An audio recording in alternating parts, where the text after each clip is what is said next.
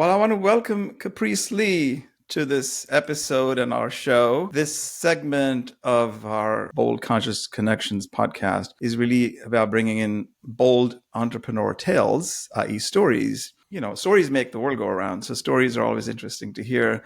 And everyone has a story to tell. I met Caprice a few weeks ago, and she has a great story to tell, and I was intrigued, and I really couldn't wait to have her on this show. So welcome, Caprice. Thank you, Raju. Pleasure to be here.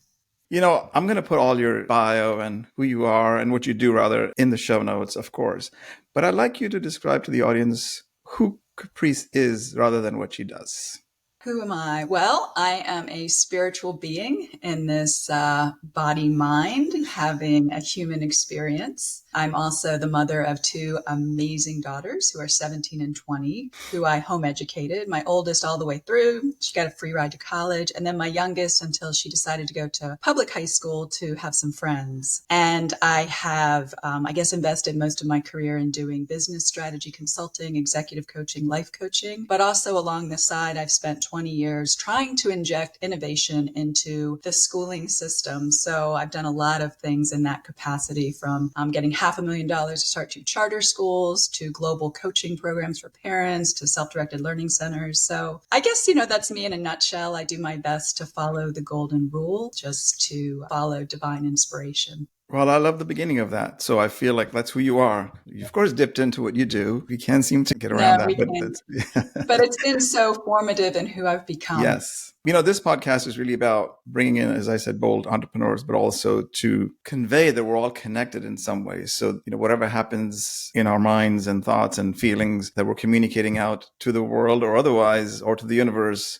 goes around. And that's determining the unity consciousness, if you will, but what level of consciousness we're operating from. I was intrigued by your story when we met and heard about you. So the pivotal points in our lives make us then be or do what we want to be. And so you hit on a few things right there earlier. So perhaps you can talk a little bit about what are the turning points and what directions that got your life to in the direction that you're going based on events, etc. So what led to you for you to devote the energy that you devote to this subject of home education? And I wouldn't have done any work in education if I didn't have two daughters. I don't know, compelled me, I guess is what I'll say. Tell me more about that. Well, when I was 30 years old, I was working for a boutique strategy consulting firm. I had my MBA in finance from Carnegie Mellon. I was married. I mean, if you looked at me, you would be like, wow, she's got all the outer trappings of success. Like, I checked off all the boxes: college, graduate school, worked for 2 US senators. I was making a lot of money. And I came to the realization that I still felt very empty and unhappy inside. And so I started doing a lot of self-reflection, or I guess I came to the realization that I had built my life on society's values, not on my own. And so I followed the recipe for success. I was successful, but I was not happy. I was not fulfilled. I didn't find a lot of meaning in my work. Working with Fortune 50 companies, it was all just, let's make some more money. I pretty much tore up the foundation of my life and decided I would build it again on my own values. And at that time, I went through a coaching training program because I was building a consulting firm with two other women. So that was really eye-opening to me, because what I did realize is that after so many years in school, I had learned to just live in my head. And I was almost completely disconnected from my body. And so that was really the first part of me, like, trying to reestablish a connection to my body. And that led to more spiritual inquiry. So by the time, when I was 35, I got pregnant with my first daughter, and I was thrilled. I was 2 months pregnant. I didn't know if I was going to have a boy or a girl, but I was like, oh my gosh, what am I going to do for school for this kid? Because I hated school. I was good at school. I did well. It opened some doors for me, but I just had spent the last 5 years trying to reclaim my soul. And I did not want my kids to have a midlife crisis like I had. So that kind of set me on the path. And I read in Sun magazine, John Taylor Gatto, who was a New York City school teacher, taught in some really rough neighborhoods. He was New York City School Teacher of the Year in, I think, the late 80s. So I read his acceptance speech, and it blew me away. It was like all of the things clicked. I was like, like, I know why I hated school, because it was created for social engineering purposes to dumb us down, to disconnect us from our spirit and our intuition and our creativity and our genius. And so I had just kind of fought my way back out of that programming, and I didn't want my kids to be programmed and institutionalized. That's so crazy to hear that, because, the whole world, I mean, for at least 300 or 400 years, maybe 300 years, the post-industrial revolution has been living this thing, right? It started in the late 1800s, and it was a very well-designed social engineering program. And Americans fought public schooling, and the kids were marched to school at gunpoint. This is the late 1800s, the early 1900s. So beyond the Industrial Revolution. Yeah. And by the time you come to World War I, most Americans are still in agricultural farms. And so they would do primary school. They would get basic literacy, numeracy, be able to read the Bible, and then they would quit. So the social engineers had to invent middle school and high school to keep kids in school longer so they'd have more indoctrination time. So schooling is a very unnatural thing. It's not something that's been with us for centuries. So when you said earlier that, when I asked you who you are, you said I'm a spiritual human in this body. That's usually my answer too, temporarily, to do what we're here to do, to express ourselves. So when you were 30 years old, probably wouldn't have said that as to who you are, so is the unhappiness and the lack of fulfillment that made that difference? Or was it the catalyst? Was that when your daughter, you needed to go to school and you said this, what am I going to do with this? And then you started examining, John Gatto's thesis and saying, I had really begun my awakening process when I was 30. As you know, it's a continuous process. It's not an event. We're never done. Right? There are depths and depths of understanding and connection. So I'm still doing that because I had that awakening 5 years before my daughter. I mean, just ask the questions and be like, well, I don't know, but I know what I don't want. I don't want what I experienced. Here you went to Carnegie Mellon and, had this amazing college programs, and you went through school to go to college and, had your master's as well. And then you couldn't possibly be thinking that, of course, money was one of the, as you said, the way that people determine success and how you were evaluated. But then when you had this personal experience, how does that stack up for you? Like, would you have done that again? But I mean, obviously you can't go back in time. So I guess the thing that you have to realize is when I went to Carnegie Mellon, it was, a quarter of the price that it is now. Okay. And then I got a scholarship that paid for Best Woman Student in Finance, that paid for half my tuition my second year. So that was, hard work. But also I was in college and graduate school pre-internet. Yep. So at Carnegie Mellon, we used email, but that was it. There was no, Mosaic browser that has now. So perhaps at that time, there was more value in memorizing information. And so when you look at the process of schooling and realize that it is still a lot of rote memorization, regurgitation, and testing, it hasn't come up with the times. And the problem is when you see all these ed tech firms that are trying to innovate in the space, they're not innovating because they don't understand how we're designed to learn. What they're doing is creating very complex surveillance systems so that they can track every thought, every emotion, every sensation, every movement that a child makes in school. And, I saw an article recently that the Dallas Unified, which is one of the largest school districts in the country, has just rolled out this massive surveillance system in all of their schools. So there will not be 1 second when a student is not being surveilled. And I think that's terrifying personally. Of course, that is horrendous. Is it in a way attacking our First Amendment right to be free? Absolutely.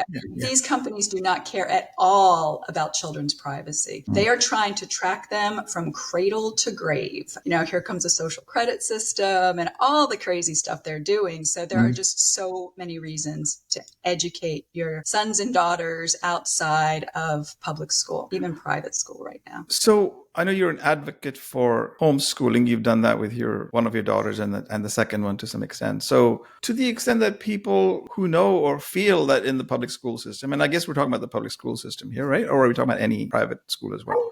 Majority. I think private schools can even be a little more difficult for children because they're so focused on competition and achievement and getting into the Ivy League. So these kids are in real pressure cooker situations. And I think that's why when you look at the more affluent school districts and private schools, those kids are suffering from depression, anxiety, and suicide rates that are off the charts, even higher than during the Great Depression right now. Surely, though, with the internet and the advent of information versus knowledge, two different things. Knowledge does not equal wisdom either, but it's okay. We have the data, the information that's now available freely, the value of teachers. So do you think that there are teachers out there who have a way of teaching that's different than perhaps back in the day when I went to school or you went to school? We don't have I see 22-year-olds coming out of college and don't know how to think. So that is clearly an issue because they're not ready for work, and then they have to be put through some kind of a training, and real experience is what then drives their growth. Forget the money aspect of that being the benchmark, but there's good teachers out there. So would you advocate for good teachers there? Absolutely. I mean, my daughter's even had some phenomenal teachers, but they even complain about the curriculum they have to teach because they don't have any control. It's all pretty much like nationalized curriculum. You know, you open up a high school biology textbook and every chapter is going to have the same title. The teachers are suffering as much as the students in this system. So I never want to demonize teachers. But the fact is that like 40% of teachers leave the profession in the first 5 years because they didn't sign up for this indoctrination camp. They really want to bring out the genius of children, and they can't do it in this system. So if they went in for the right reasons, they realize I can't do it here. Well, just to zoom out, because I've been thinking about this for 20 years, is what keeps K-12 frozen in place is the myth that the only path into adulthood is college. And right now we've got 56% of Americans don't think college is worth it. Around half of the people that got out of college with student loans don't think it's worth it. And Brian Kaplan, who's an economist who wrote this great book called The Case Against Education, a third of people getting out of college had absolutely no cognitive gains in the 4 years they were in college. So for us to even think about redesigning K-12, we have to redesign higher ed and say, what do we want? You know, for 4 years and all of the student loan debt, what would we offer? What's the prize there? If people can conceive of we're talking about entrepreneurs, right? If they can conceive of building a good life and a business and a venture, instead of using that money for higher ed where you're not really gaining anything, why don't you invest that in building a company? You know, that's really, I think, where we're going, because this generation is inheriting some very, very complex problems. And they are not being given the skills of creativity or imagination or problem solving or critical thinking that they need to solve these problems. That is fascinating, because you're saying start at not necessarily the K-12, but obviously there is something wrong with the curriculum because it's sort of static and hasn't changed. But you're saying start at the higher education and look at that as to what are we trying to build here in the society? I think if we could offer some real learning opportunities and some mentors and apprenticeships for younger people, so that because they don't really have any role models of people that have been successful without the traditional path. I mean, even though there is the myth of these entrepreneurs who dropped out of college and created something amazing, if you look at their backstories, you'll find a lot of it was just government funded. You know, they're not really self-made. It's kind of, once again, mythology. You know, I think when we were talking previously, I shared a study that blew me away that was commissioned by NASA in the late 60s, and they hired George Land and a team of researchers to help them figure out how to attract more geniuses to NASA. So George Land went out and surveyed several thousand 5-year-olds and found that based on his creativity test, which you can look up on take it yourself, he found that 98% of 5-year-olds were creative geniuses because of the way they use their imaginations to creatively solve problems. So 5-year-olds, 98%. They go back 5 years later and find that of these same group of kids, at 10 years old, only 30% have this connection to their creative genius. By the time they're 15, 12%. And then they got so disappointed that they just kind of gave up. But George Land went out and then surveyed adults and found only 2% of adults have this creative genius. It's not that they lose it, they lose their connection to it. And his conclusion was it was because of school. And he said that non-creative behavior is learned. I really want people to hear that. Non-creative behavior is learned. So we come in as these curious beings full of light, full of wonder, full of joy. We just want to be in nature and we want to play and we want to explore and figure out who we are and how life works. And we're shut down. We're put in a box. We're made to sit still, shut up, memorize information. And you can see that by the age of 10, third grade, the light is dimming in these kids' eyes. And it's tragic. tragic and it's unnecessary. Well, we all, so again, it's well established. Well, all scientific studies have shown that you're basically locked into your persona or the personality by like in your early 30s. So I think that's supports that thing. Now, it's his name, George Land. If he's concluding it's because of the school programming of society or teachers or, parents, I mean, you're born into, I mean, as somebody said the other day, language, for example, is bulleted into you in the crib because that's it. If you're born in China, you speak Mandarin or whatever. And then if you live in another country or live in the United States or were born here, you're speaking English. It's just how you are surrounded by because all of that affects you. So you have two books that I know you've written, Healing from School. And then the other one is called Instead of Schooling. Is that two different books? Yes. Yeah. So I wrote Instead of Schooling in 2020, and I didn't expect to write a book. At that point, I was no longer working, kind of in the education sphere. I was really doing, business consulting and coaching. Yes. But as I saw all of these illegal, unconstitutional lockdowns and masking and crazy stuff, I mean, I just realized like people would not be submitting to this if they hadn't been schooled. Because what I invite people to do is look beyond, when people complain about schools and education reforms, they're like, oh, we need to reform sex education or we need to get CRT out of the classroom. And definitely, like, of course, obviously. But I want them to look beyond the school building and beyond like the neighborhood school or the teacher that they like and look at the actual process of schooling, because it's the kind of hidden agenda and the implicit messages that children get that are so damaging. And what they're taught from the time they're 5 years old is to reflexively obey authority. And how do they do that? Well, they have to raise their hand to go to the bathroom. They need permission to do everything, and they have no privacy. I see that there are probably some authoritarian parents who think that's just dandy. It isn't. It strips agency away from these young souls, which is okay to do if you're a religious humanist and believe that humans don't have souls, which is what John Dewey and the founders of modern schooling believed. They signed and wrote the Humanist Manifesto, which declares they want to create a society without God, and they want the teacher to be the new prophet of this society. I mean, they're telling you what they're up to, right? If you believe that your kids are empty vessels without souls and they just need to be filled with information, then send them to school. But if you I looked in the eyes of my newborn baby and I saw such tremendous wisdom in those eyes. It blew me away. It brought me to tears. And she was literally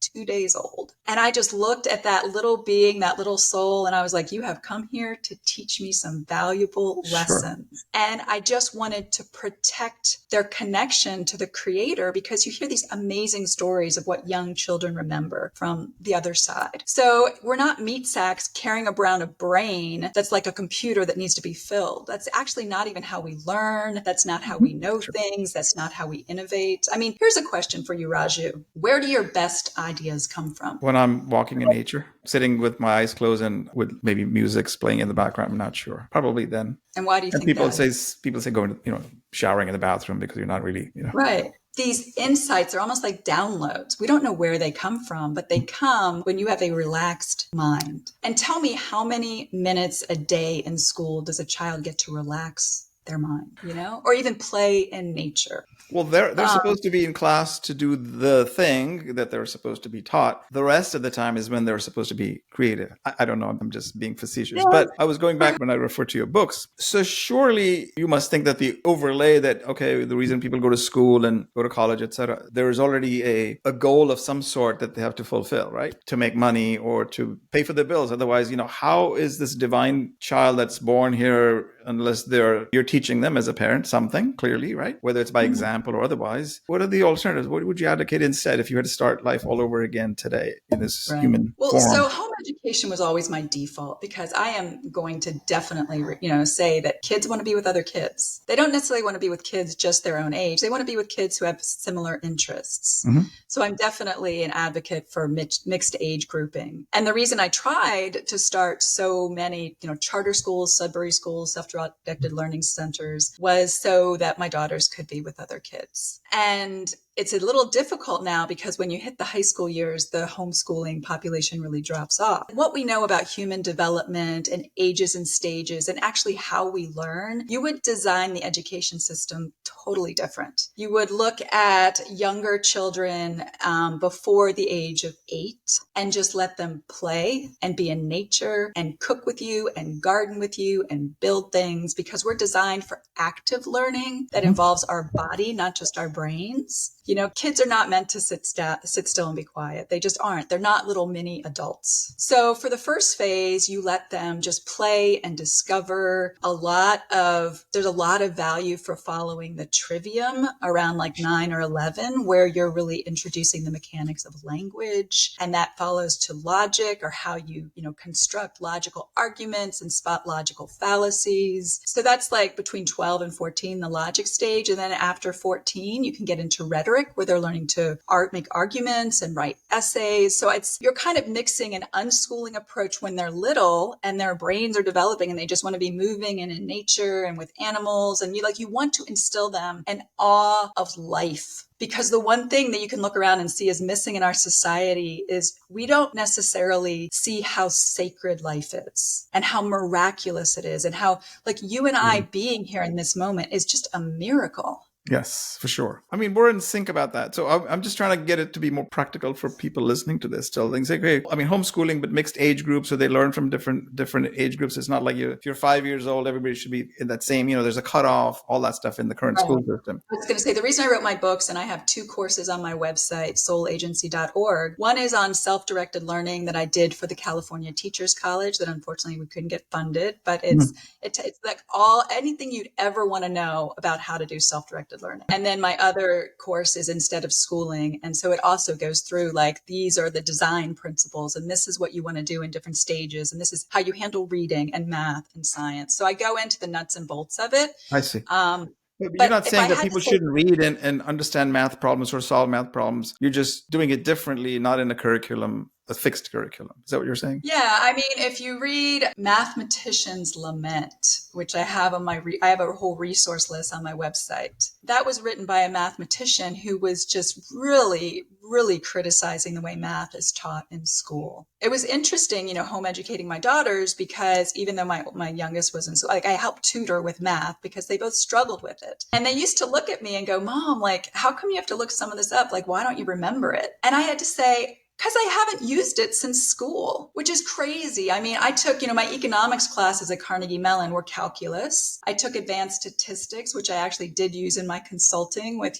statistical regression and everything. But the stuff they teach in Algebra 2, no, I never used it. I don't use it. So why don't we teach them more data analysis so they can, if someone's like trying to pull the wool over their eyes using statistics, which happens all the time, then they would be able to see through that. It's just the math we teach really has the effect of making people feel stupid. And I've worked with so many entrepreneurs who have looked at me and they go, Caprice, I can do math for my business. I can balance my books. I can manage my cash flow. But oh my goodness, I could not do school math. Exactly. You're not saying that people don't have to live lives and do what they need to do to pursue what they are passionate about, rather than what they're told to do and what the school and therefore later on the college will guide them to be, and then say, okay, now you got to go work because you have student loans or what have you that you got to work for. I mean, I have 4 kids and I have now 5 grandkids. I hope that they're listening to this. I'm not suggesting they go homeschool tomorrow, but at least hear a perspective here. That's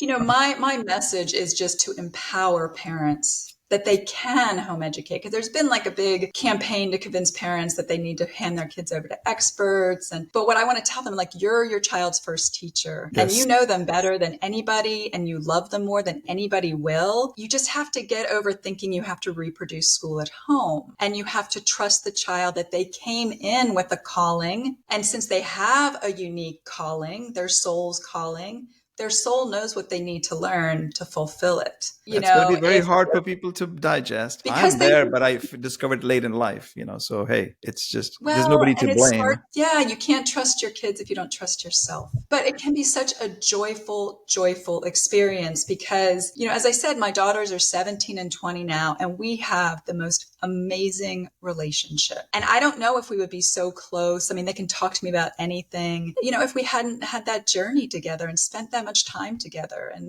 Mm. I get it that not every parent wants to do that. Because I mean, so many parents said, oh my gosh, I can't wait till my kids go back to school. They're driving me crazy. How do you do it, Caprice? And I just was like, well, I don't know. I like my kids. I was a single mom working. So it was messy and it was chaotic. You know, I know there's lots of reasons not to do this, but if we can get enough people that feel empowered to try it, to trust their kids, then you can come together in learning pods. And there are some amazing teachers who have left the profession because they were so, disgruntled. And so hire them to do a little learning pod for your kids. Like, you can be so creative in how you do this. I come from a culture where there was no schooling, in India, for instance, of the old. It was always a pupil guru kind of a relationship. So you were with this one person or mentor, or what you want to call it, guru, coach, etc. these days, anybody that would be with you up to the age of 13, in different forms, and you're with them 6 to 8 hours a day, and you learn by observing, you learn by practicing, you learn by thinking. I mean, there would be, of course, some scriptures or reading and what have you, but it was learning through seeing and observing. Mm-hmm. So it's sort of what you're kind of talking about in a different arena after all those thousands of years that have passed from that. So you're saying that was the right way, because it's having the child connect to their divine, source and creator from who they really are, right? Is that correct? Right. Right. And I consulted to self-design in British Columbia for 10 years and learned so much working with that amazing team of educators, where we would put the child in the center at the beginning of every school year and ask questions. What are you interested in? What do you want to learn? How do you want to spend your time? Well, how would they know? We would do, kids know. They know. I want to cook. I want to learn, how to be better on the trampoline. I want to play the piano. I mean, they know. And it's not like you do that once and that's the plan for the year. We would always do it in these big pieces of paper. They're like a mind mapping approach. How old are these kids at that age when you were doing that? We start with 5-year-olds, I mean, when they're 5, you're on the floor with them with crayons, and maybe you're doing the writing and the drawing, or they're drawing their pictures. They get more sophisticated as they get older, but the message that you're giving the children is so important, because they're like, wow, I'm in the center. I matter. They care, and when I started my self-directed learning center in California, I would have families driving like an hour away to join us. And it was mainly a middle school group, because that's where my oldest was at the time. And I remember the first time I did this with a group of kids, and one of the younger boys, he was, middle school, and he just looks at me and he goes, are you kidding? Like, you care what I want to learn and what I want to do? I mean, it just like blew his mind, and he was never the same kid again. So surely that requires then focus on the individual as opposed to being in a classroom with 20, 25 kids, right? How do you change that? So you're saying, and is there not a way, I know you talked about this on another podcast, where, every state has its own requirements as well, which is another crazy thing. But then how do you, is there some sort of a standard that okay, so you're now 5 years old, right up through whatever age, you homeschool them. How do they get into college if that's what the goal is next? My oldest daughter got a free ride to college. She had so many scholarships. So your homeschool was recognized, or homeschooling was recognized. So is there a certificate or something that you meet the standards so they can say they qualify? Where at the state I live in, you do it under a homeschool association who gives you the high school diploma, and you have to prove all of your activities and grades. And my daughter did dual enrollment at our local community college. So she went to college with a full year of credits under her belt. She entered as a sophomore. Now, she did one semester, and this was like this, all the kids are just partying and doing a lot of things I'm not interested in doing. And she found it was a waste of time. So she's working and building her own business.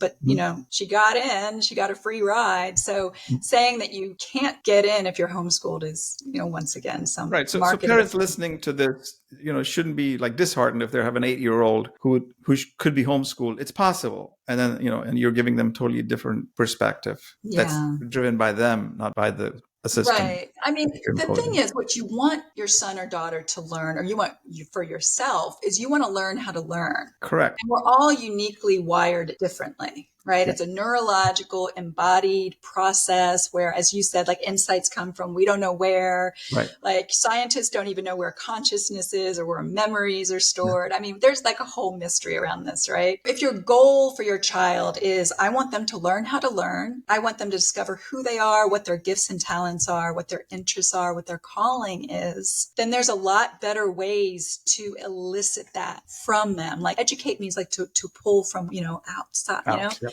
I mean, there's just better ways to do it than this standardized approach, which, there was a lot of backlash when Common Core came out. It was developed by bureaucrats, not even educators. We know so much about how humans develop and the mind works, and none of that is really used in school. That's the sad part. So I think a lot of people are now looking at it, and then of course the fact that the pandemic, forced a lot of people to be homeschooled, and then opened up some eyes. And in other cases, it was like, I can't wait to get rid of this. Let them go back to school, right? So you had all these different reactions to this. So you hit consciousness, since that's a common subject between you and me here. Let's talk a bit about, because this is bold conscious connections, bold conscious leadership. What practices do you have, Caprice, to stay whatever consciousness means to you? Or maybe you can tell me what that means to you, and then what practices do you have to more aware? That's a good question.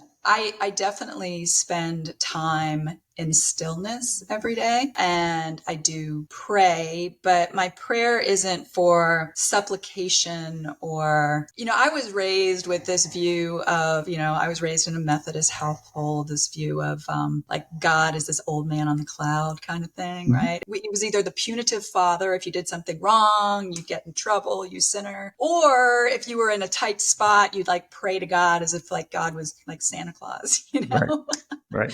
So I've grown past those ideas. I have a very personal relationship with my creator. I don't know. I try and feed every day just by being silent. Okay. I ask a lot of questions when I'm not sure. I get some really excellent answers when I'm not expecting them. I've also been a student for the past several years of non-duality. So there are some non-duality teachers that I really, really like. Let's talk about what that is. What does it mean? A lot of people listening to this may not know what you mean by non-duality. Non-duality is the understanding that we are creating our experiences moment to moment through our beliefs of what's real and true. I think the normal human experience is to believe that we are just separate beings, separate physical bodies with a brain. We're all separate from each other. We're separate from the world. There's an external world out there that can harm us, that we don't have any control over. So that's kind of like the victim consciousness you and I have spoken about. I fall into that. Of course, that was how I was programmed. So it's not like I've escaped that, but then I can realize, oh, look where I just went with that. That doesn't feel good. I'm really suffering here. And through the process of observing, you put a little distance between yourself and your experience. But what I've really been playing with and trying to live more in the moment is realizing that every experience I have is being created by my mind. And it's being created by my mind through the filter of my beliefs about who I am and what the world is. So if I believe that I am this separate Caprice, then I'm going to experience the world and myself differently. But if I can say, wow, there's this like intelligent energy that's living through me as me, which doesn't disregard the importance of the physical, because I do believe that like me, Caprice, is like the avatar for consciousness. I'm here to do something. I'm not just sitting on my couch meditating. But it's when I take Caprice and all of her problems too seriously, I get into trouble. And then I realize that Caprice, this identity, is really just like kind of a amalgamation of all of my problems. So you have to really have a sense of humor with this stuff, I think. Right. And that's what I categorize as memory, because we are just this body, mind full of memories. And then we keep defaulting to that behavior that simply only vindicates itself because it hasn't really learned. The mind hasn't learned anything new because it's just the same damn thing. And you go, wait, if you really are able to separate, like you said, yourself from the experience for a minute, for a second, that's where all the realizations and revelations occur. It's not about good, bad, or ugly, beautiful, or whatever. It's just like you have that perception that in your practices of silence, I'm sure that's how you start sharpening that intuition and then the observance piece of it, right? Well, and like, who doesn't have regrets from their past? Of course. Yeah, everyone. But the thing is, the past only exists when we think about it. It doesn't exist in this moment. Exactly. So, it doesn't exist. Like, dwelling on the past is such a losing game. Like, definitely take the lessons that you were supposed to learn and then just move on. And then we also get trapped in our expectations for the future, right? Right. So the non-duality aspect of it is that you're separate from your mind. I'm sorry, that you're not separate from your mind or the experience. How do you define that? How could you be? I have a course in duality, so I'm just trying to understand understand. How can you separate yourself from yourself? You're like there Correct. every moment, you know? So that's why it's You're non-duality. Yeah, and when you feel the separation in your thoughts, thinking about the past or worrying about the future, Future. then you're kind of lost in the So, yeah. since a lot of my listeners are probably, in maybe they're a middle-age group, they're trying to figure out what their life is, whether they're corporate careers, they've done so well, they just still think that like you when you were 30 or I was when I was 49, had this good money, et cetera, et cetera. And then you go, but I'm not fulfilled. I'm not satisfied. Right. And I'm selfish if I'm not satisfied, right? So I must be doing should be doing things for other people rather than me. And then you fast forward and life goes on and you go, I'm still unfulfilled and unhappy. People that are listening and they're maybe in that situation, I'm not sure. Or it could be that they're going through a situation with their relationship or with their empty nester syndrome or whatever there are. People are always in transition. So sometimes it's about what gives them the courage. What gave you the courage to do what you do, from having had a successful career, made money, etc., but you still realize what you realized you talked about earlier. What gave you that boldness? I think it just comes from love and from service, and realizing that when I'm loving, then I'm happy. It's not being worried about receiving love, because that's once again like desire, and you get caught in that game, right? Well, I'll feel good when someone loves me. It doesn't usually work out so well, but if you're loving, if I'm loving my daughters, if I'm loving my clients, if I'm loving my work, if I'm just giving as selflessly as I can give, then that is meaningful to me and I feel fulfilled. And, we're really not trained that way, right? We're trained to compete and strive and seek and claw our way to the top. And I guess because I've worked with so many really successful executives that got to the top and were like, uh-oh, this wasn't it. So being loving, because we're all born out of love, right? Clearly. So if we are loving, is what you're saying, then you feel the connection with whatever it is that you're doing, whether it's working with clients or cooking or doing whatever. If it's love that you are being, then you feel one of the more profound experiences I had, my mother passed away 12 years ago, and she's really struggled with her health, so it wasn't a surprise. But I remember having the conversation, like I knew this was the last conversation with my mom, and she had a really hard life. She grew up in depressed Appalachia, no electricity till she was 16, a lot of health problems. But she looked at me and she said she just wanted me to know that she really, really loved me. And she wanted me to know that she was so grateful for her life. And I just remember thinking, wow, like she had a hard life and she's so grateful. And it just made me like really reflect on gratitude in my life. And so when she did pass away, I would feel these waves of extreme grief and I would just be sobbing. I remember standing at my kitchen sink just sobbing, but it was in a background of gratitude. Like I was grateful that I could experience that grief, that I was here to experience it. So it's, if you can get to the point where you even love your suffering, but you do that because you realize that, well, probably a lot of your interpretations are creating that suffering, but it's there as a gift for you. Well, one of my mentors says that suffering is a choice. Pain is real, physical or otherwise, the grief, loss of somebody, choosing to suffer it versus taking it as it is because you're having a human experience in that moment. That's a great distinction, because when I look back, I was feeling tremendous pain with this background of gratitude, but it was pain. But yeah, I moved through it. I didn't wallow in it or continue suffering because of it. So how can one be more bold in pursuing what you deeply desire or what you believe you're here to do? You need to surrender the belief that there's a controlling entity within inside of you. Well, and I think that's why motherhood was also such a tremendous gift for me, because I do remember being pregnant and this baby's growing inside of me. I had to that point, like really, really relied on my intelligence. It's like, it was important to me that people thought I was intelligent and, whatever. And then I just realized, oh my gosh, wait, what intelligence is growing this baby? Because if I like sat down and said, I'm going to grow a baby, like, no way.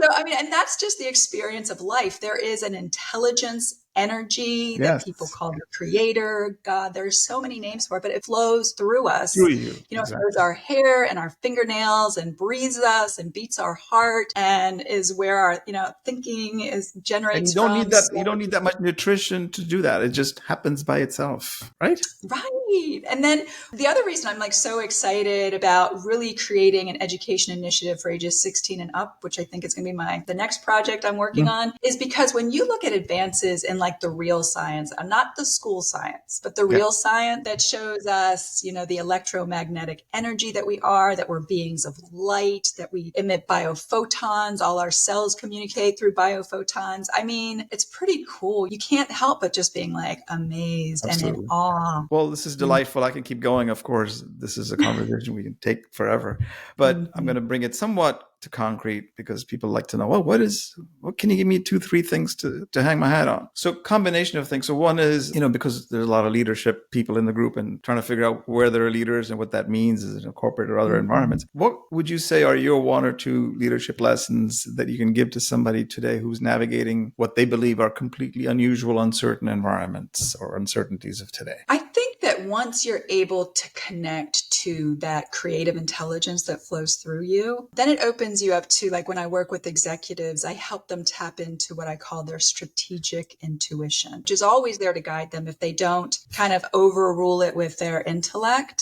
So really I help them with some practices so that they stay connected with that strategic intuition. And then as a leader, if you can look at every person on your team as the person that they can be, like you see their potential and you're helping them to realize their full potential, then it becomes a different game. You're not, looking at this other limited physical being. You're just like, okay, this is a genius in front of me. They might have forgotten it. They're creative. And so how do I, help pull the genius out of them? Because as a leader, you want to surround yourself with people that are smarter and stronger than you are. You don't have all the gifts and talents. And how does that differ for a solopreneur, which you are as well? Right. Well, because I still kind of have a team of people that I work with because I don't do it all by myself. I know what I'm good at, and my strengths I continue to strengthen. And if I have weaknesses, then I find someone in my circle that my weaknesses are their strengths. You can still work collaboratively with people. Yeah, absolutely. All right. Well, this has been amazing, and I'm grateful as always to learn something because I'm always learning something, and so we can't take wisdom and learning for granted. So I appreciate your time and energy that you've put in here to do this, and so I've learned a lot. Just keep learning every single moment, and I'm sure the audience listening, if they're still listening or watching, I'm sure you would probably want to watch this over and over again because there's so many nuggets you've just dropped. So in that context, in that vein, Caprice, what discoveries might you've had in this conversation for the past 45 minutes or so? Well, I'm always learning, because it's like, it's not a scripted conversation. So, intelligence flows through me. And sometimes I'm like, oh, wow, it's not, I don't know. One of my favorite non-duality teachers calls himself just the mouthpiece. And I love when I worked for self-design, one of our principals would say that intelligence does not reside within the individual. It's created in the space of conversation between two individuals, which I just think conversation is like the greatest learning tool ever invented. Absolutely. So I just really deeply appreciate this conversation. And I know for the next few days, I'm going to be reflecting on it and say, wow, look what I unveiled, look what I learned. Well, it certainly flowed is all I can say. So thank you so much, and we'll have you back again, I'm sure. And this is a continuum. This doesn't end in whatever form, whether it's me or somebody else. But it's just like this is awesome. So thank you so much for being here. Thank you for the work you do, because we definitely need people to be talking more about consciousness and really, it's where we are in 2023. All right. You take good care. Thank you. See you soon. Too.